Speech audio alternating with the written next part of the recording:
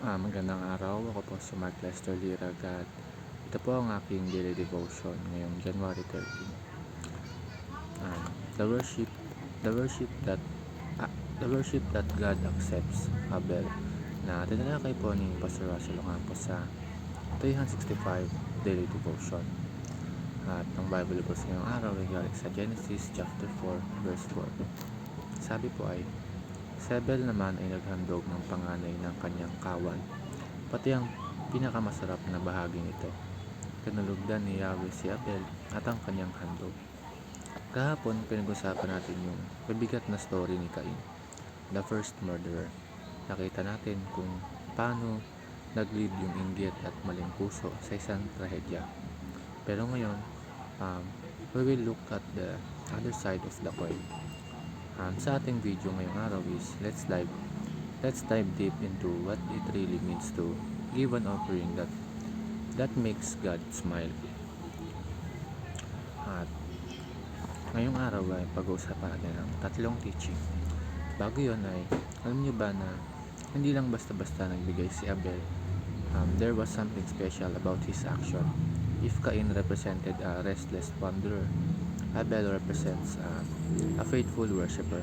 Narito ay yung tatlong teaching kung bakit tinanggap ng Diyos ang worship ni Abel. Ang una, worship must be offered by faith in God.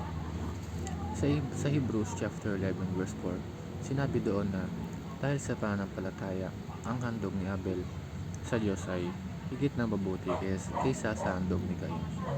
Ang worship, brothers and sisters, ay hindi lang yung pagkanta natin o yung pagpunta sa church. It starts with faith. Abel believed in God's promise. Naniniwala siya na ang Diyos ang source ng lahat nang meron siya. Minsan kasi, we worship out of habit, yung parang routine na lang. Pero kay Abel, it was an act of trust. Kapag nag-worship tayo, do we really believe that God is listening? Do we trust Him with our lives? Faith is the fuel of our worship. Kung wala ito, parang motor na walang gas. Maganda tingnan pero hindi aandar at walang pupuntahan. Ang second teaching is, worship must come from the heart. Naalala nyo kahapon, sabi natin, Cain's problem was a heart problem. Kay Abel naman, his worship was accepted because his heart was in the right place. God doesn't look at the quantity, He looks at the sincerity. Si Abel, hindi siya napilitan. Hindi niya ginawa yun para lang masabing nagbigay. He did it because he loved God. At ang last teaching is, worship must be the best offering. Ito yung highlight ng verse natin.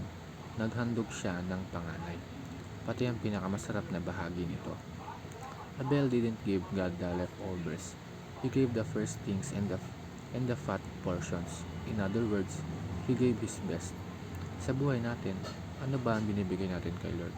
Baka binibigay lang natin sa Kanya yung extra nating oras, yung pagod na tayo at matulog na lang, o baka naman binibigay lang natin yung extra nating pera. If we truly love someone, we give them our best, diba?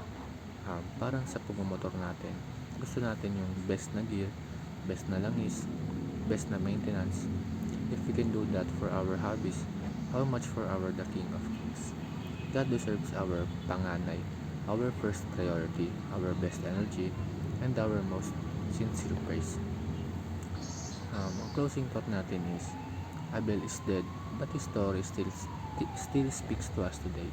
Sabi sa Bible, kahit patay na siya, his faith still speaks.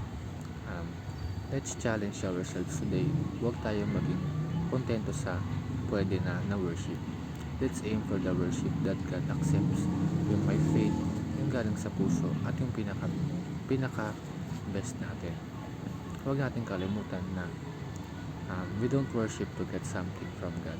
We worship because of who He is and what He has already done. Yun lamang.